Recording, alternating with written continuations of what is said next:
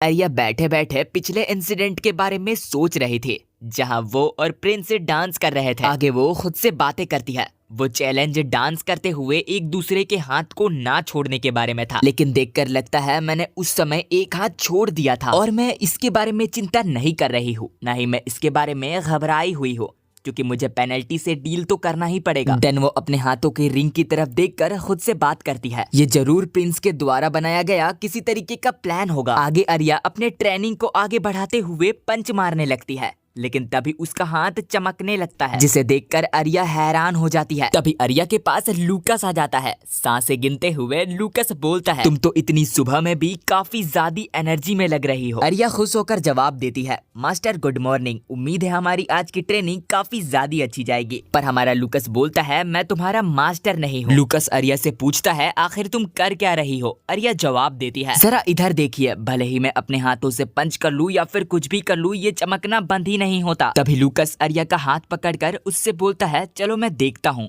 और तभी अचानक से लूकस हंसने लगता है और पूछता है, आखिर तुम्हें ये रिंग मिला कहाँ से? आर्या जवाब देती है, प्रिंस ने मुझे इसे उतारने को नहीं बोला है। आर्या की बातें सुन लूकस अपने आप में बड़बड़ाने लगता है। ये किसी प्रकार का ओल्ड फैशन है और शायद से थोड़ा सा स्टफी भी। आर्या पूछती है, ऐसा कुछ है जो आप मुझे इसके बारे में बताना चाहते हैं? लूकस हमें बताता है, उन दिनों जब नेशंस के बीच का संघर्ष बहुत ही भयंकर था, तब आदमी अपने औरतों को रिंग के अंदर कुछ डालकर टोकन के रूप में देते थे और ये उनके मौत के बाद पढ़ा जाना था। मतलब कि लूकस बताना चाह रहा है रिंग के अंदर जो कुछ भी है वो उनके मौत के बाद ही पढ़ा जाएगा। आगे लूकस आर्या से बोलता है, क्या उन्होंने कुछ भी नहीं किया जब तुम स्वॉर्डमैनशिप स्कूल से ग्रेजुएट हो रही थी? आर्या थोड़ा सोचती है और सोचकर बोलती है, वेल, मुझे कभी स्वॉर्डमैनशिप स्कूल पर जाने का मौका ही नहीं मिला था। लूकस सोचता है, क्या मैंने अभी अभी इसके दुखते नस पर हाथ रगड़ा है? देन आगे आर्या बोलती है, और इसी रीजन की वजह से आप मेरे पहले मास्टर हो। लूकस हैरान होकर आर्या को देखता है, उसके बाद वो उसके बालों को पकड़कर उसे हिलाने लगता है। देन जाते हुए लूकस आर्या से बोलता है,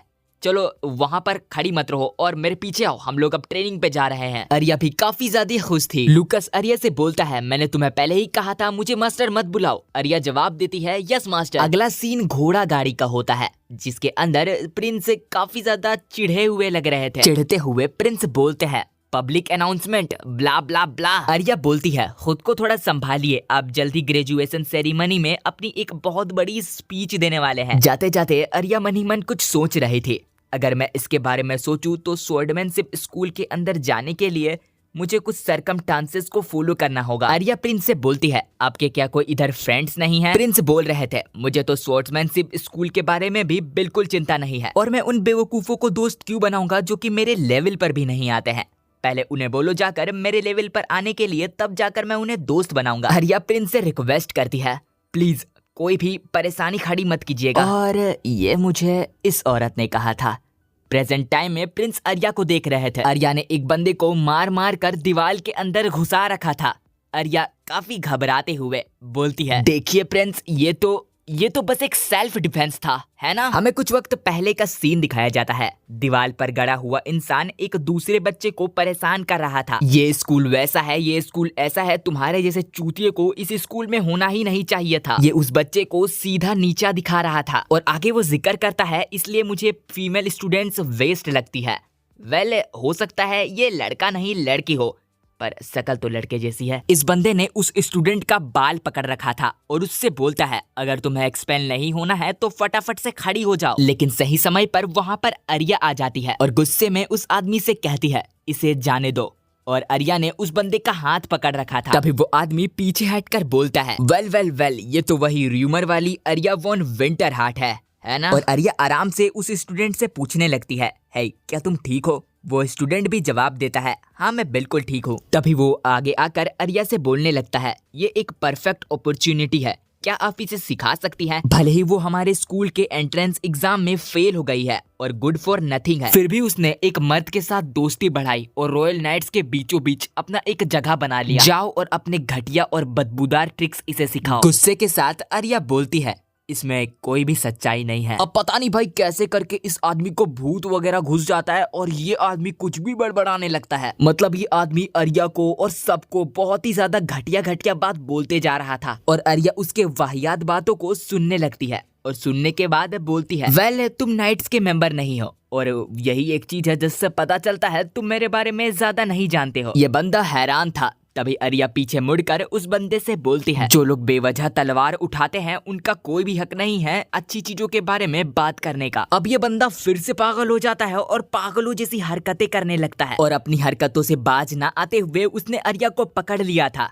आर्या गुस्से में उससे बोलती है, नाली के बदबूदार कीड़े तू मुझे छुएगा। इतना बोलकर वो उसे एक घूसा मारती है और एक ही घूसे में वो बंदा दीवार के अंदर घुस गया था और एक ही बार में उसको डाउन होते देखकर आर्या भी हैरान थी। आखिर ये कैसा मर्द है जो कि खुद को मर्द बोलता है, औरत कहीं का चूतिया। पीछे से प्रिंस आर्या से बोलते हैं, तुमने तो सच में एक बहुत बड़ा कांड कर दिया। अब बताओ मुझे आखिर वो कौन था जो कि मुझे बोल रहा था दिक्कतें नहीं खड़ी करने को। यंग लेडी आर्या प्रिंस से कहती है, ये बस एक सेल्फ डिफेंस था। सेल्फ डिफेंस है ना, और तो और ऐसा हो ही नहीं सकता स्वॉर्डमैनशिप स्कूल का इंस्ट्रक्टर एक ही घूसे में टपक जाए। प्रिंस आर्या से बोलता है, तुमने जो अभी किया मेरे लेवल का वही मतलब था। पीछे से वो बंदा यानी कि इंस्ट्रक्टर बकवास करने लगता है, मैं इस इंसिडेंट को रिपोर्ट करूंगा स्कूल काउंसिल में। प्रिंस बोलते हैं, लेकिन तुम तो हमेशा बोलते हो नाइट्स मास्टर्स के प्रॉपर्टी होते हैं। डन काफी प्यार से प्रिंस आर्या को पकड़कर उससे बोलता है, इसकी दिक्कतें मेरी भी दिक्कतें हैं। अगर कोई इससे लड़ने की कोशिश करता है, इसे बुरा बोलता है या फिर इसे छूने की कोशिश करता है तो उसे सबसे पहले मुझसे भिड़ना पड़ेगा। और बात रही तेरी सजा तो तुझे मिल के रहेगी। इंस्ट्रक्टर काफी ज्यादा हैरान था। दूसरे सीन में वो स्टूडेंट आर्या का काफी ज्यादा शुक्रिया करने लगता है। लगता है या लगती है पता नहीं, क्योंकि वो इंस्ट्रक्टर इसे लड़की बोल रहा था लेकिन ये दिखने में लड़का लग रहा है। मैं कंफ्यूज हूँ, क्या चल रहा है ये। खैर प्रिंस और आर्या बात करते करते कहीं जा रहे थे। प्रिंस आर्या से पूछते हैं, वेल तुम इतना खुश क्यों लग रही हो। आर्या जवाब देती है, शायद ऐसा इसलिए है क्योंकि हमारे प्रिंस आज एक भी बार नहीं भागे। अंगड़ाई लेते हुए प्रिंस बोलते हैं, मैंने आज काफी ज्यादा मेहनत की है तो चलो आज जल्दी घर चलते हैं। प्रिंस आर्या से बोलते हैं, क्यों ना हम तुम्हारे रूम में जा करके थोड़ा सा प्यार दिखाए। लेकिन आर्या उसे साफ साफ मना कर देती है और बोलती है, इसके बाद मेरे कुछ प्लान्स है।